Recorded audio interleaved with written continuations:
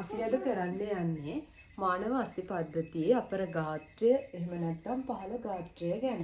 එතකොට මෙන්න මේ කොටස ගත්තාම අපි කියනවා ඌර්වස්තිය කියලා. මේ කොටස ගත්තාම අපි කියනවා ඌර්වස්තිය කියලා. ඌර්වස්තියටම තව නමක් කියනවා. ඒකට අපි කියනවා කලව හදන අස්ථිය එහෙම නැත්නම් කලවාස්තිය කියලා. එතකොට මෙන්න මේකේ සැකිල්ල දකින්න පුළුවන්. මෙන්න මේ කොටසට කියනවා ඌර්වස්තිය කියලා. එහෙම නැත්නම් කලවාස්තිය කියලා කියනවා.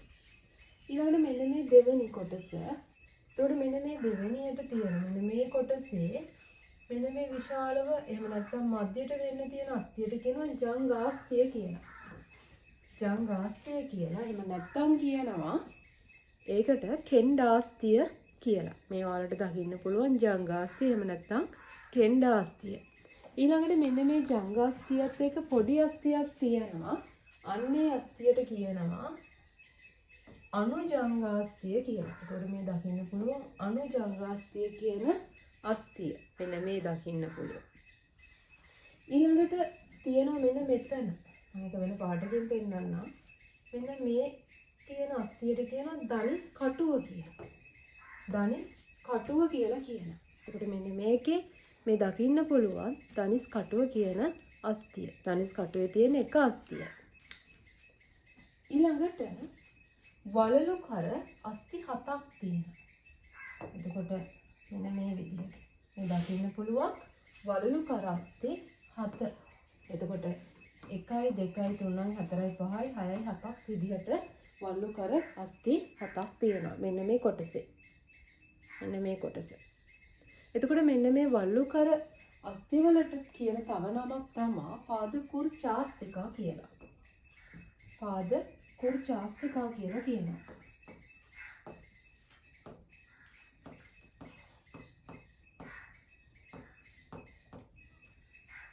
ඊළඟට දකින්න පුළුවන් පතුල් ඇට. පතුල් ඇට තියෙන්නේ මෙන්න මෙතන.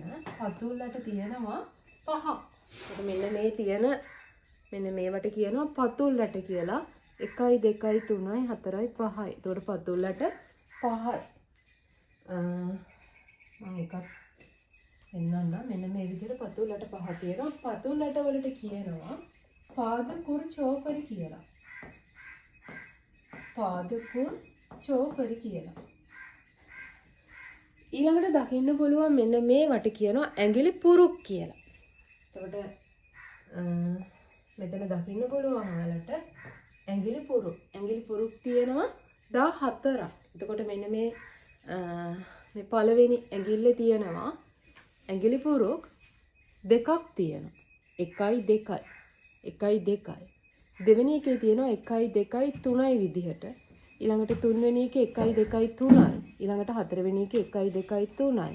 පස්වෙනි එකේ 1 2 3යි විදිහට. එතකොට 3 4ක් 12යි 12යි 2යි 14ක් විදිහට සම්පූර්ණ ඇඟිලි පුරුක් 14ක් තියෙනවා. එතකොට අපි බලමු පහළ ගාත්‍රයේ කොච්චර අස්ථි ප්‍රමාණයක් තියෙනවද කියලා.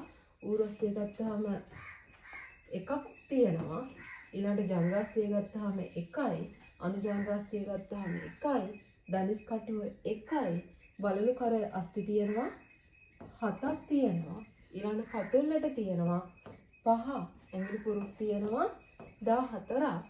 එතකොට මේකේ තියෙනවා සියලුම අස්ථි ප්‍රමාණය අස්ථි 30ක් තියෙනවා.